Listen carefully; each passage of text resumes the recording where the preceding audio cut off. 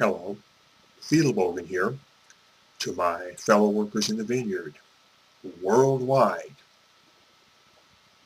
Greetings.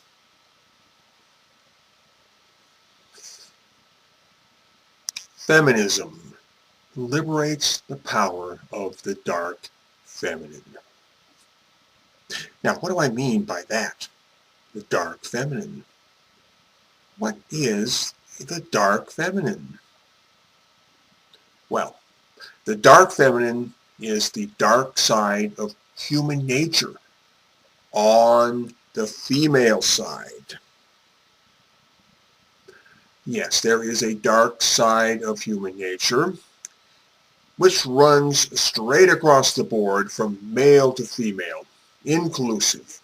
It includes both men and women equally. Equally. See? Equality. So yes, there is a dark masculine, just as there is a dark feminine. And our endeavor as a society ought to be to keep the dark side of human nature, all of it, on lockdown, under restraint, as much as humanly possible. What feminism has accomplished as a project is to pull out the stops, or at least for women. Feminism has removed the constraints upon the dark side of female nature. But the situation for men has remained in statu quo. Men must still behave themselves no matter how far women might stray from decent behavior. Feminism has not liberated men in the same way it has liberated women. Really, feminism sets no moral constraints upon women, none that are meaningful. Feminism does not hold women morally accountable to any serious or consistent standard. That's the truth. If feminism held women morally accountable, it wouldn't last but 2 months at the most. It would quickly go out of business. It wouldn't be able to operate anymore. There would be no room for it to expand its energy. When you consider that feminism seeks to grow the power of women infinitely with no boundaries, no limitations, no end zones, and no goalposts. Well, at least not the kind of goalposts which are bolted to the ground. Feminist goalposts, you understand, have wheels. Yeah, it's an infinite game. It just keeps on rolling. That's how feminism rolls.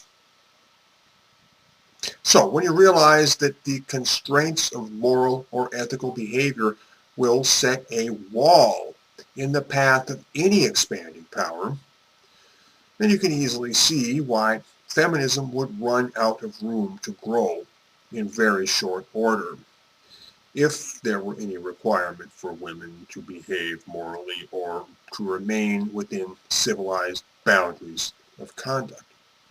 That is why feminism liberates the power of the dark feminine, because it has no other choice, at least not if it wants to keep rolling. But this generates no moral conflict, no cognitive dissonance in the mind of a typical feminist. You see, in the feminist worldview, women are pure as the driven snow.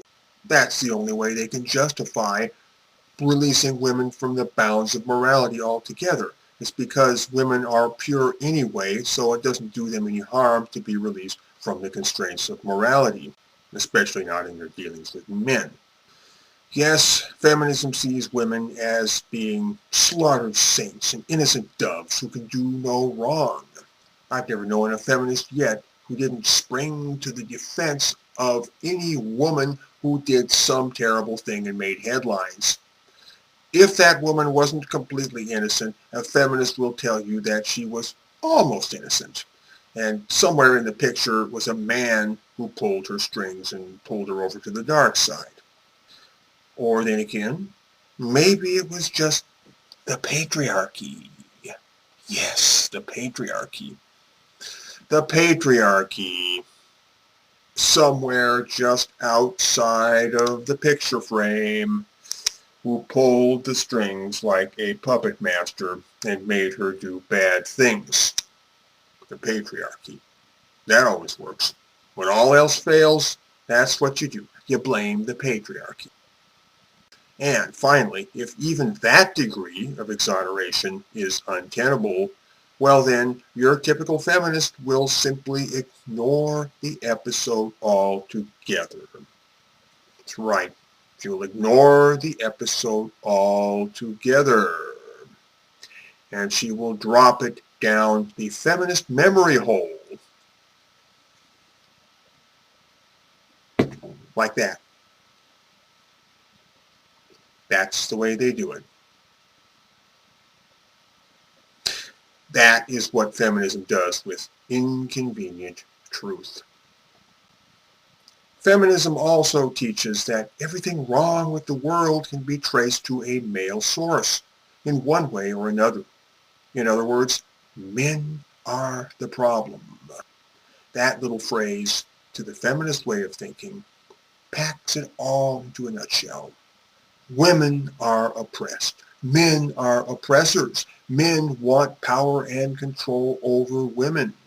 That is the exact phrase they use. Power and control.